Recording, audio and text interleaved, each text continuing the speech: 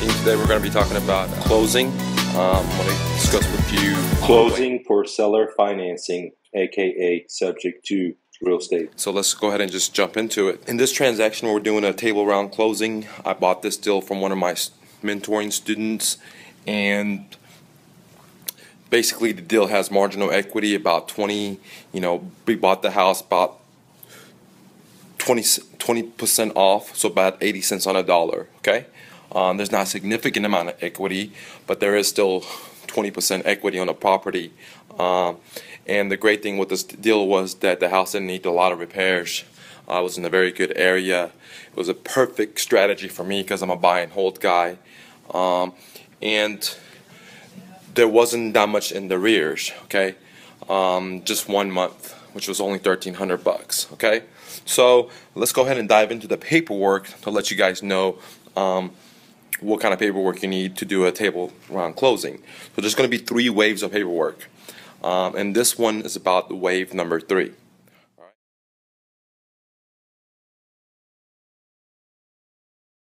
First paperwork is basically a note. Okay. And on this note, this is a non-recourse note.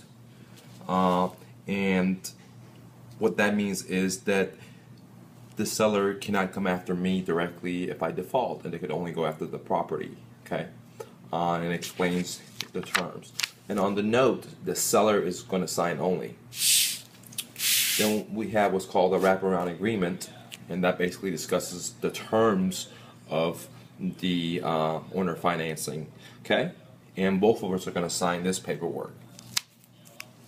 The next thing you're going to need is basically a deed of trust, what I call DOT. And remember, a DOT is basically a collateral instrument that I'm pledging the property for the seller in case I default.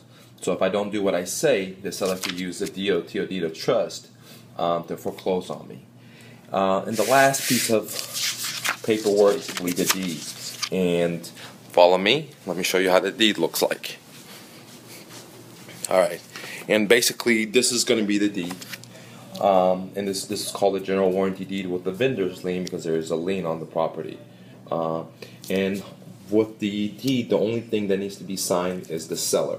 So, out of the 4 paperwork that we have, okay, I signed the deed of trust, the wraparound agreement, both parties sign. The note, I'm the one that's going to be signing because I'm buying the property. And the deed, only the seller signs. Okay? Now, wave 2, there's a bunch of other paperwork that need to be signed, like power of attorney, authorization letters, things of that nature. I personally, on top of these 4 documents, I have 2 other documents that I sign. One is called the affidavit. Basically, the seller says, hey, they understand all the due on sell, they understand they're doing owner financing, they understand all the risk factors. And then the other document I have the seller sign is basically a document that says they receive all the paperwork, like for example the deed, the note, the trust, the contract. So later on there's no misunderstanding. Say, well, hey, I didn't get this paperwork. Since I own 3 businesses, I really do disclosure for my sake, for the seller's sake, for everybody's sake, because I really want to make sure everybody understands what's going on in these transactions. Okay? So I do disclosure too many times.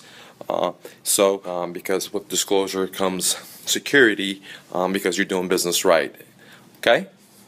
Now, once I go and do this closing, I'm going to do a video on how to file it at the county clerk's office. Then I'll go ahead and show you guys the property as soon as I buy it, and then I'll show you what's going to happen to it once I rehab it. Okay? Stay tuned.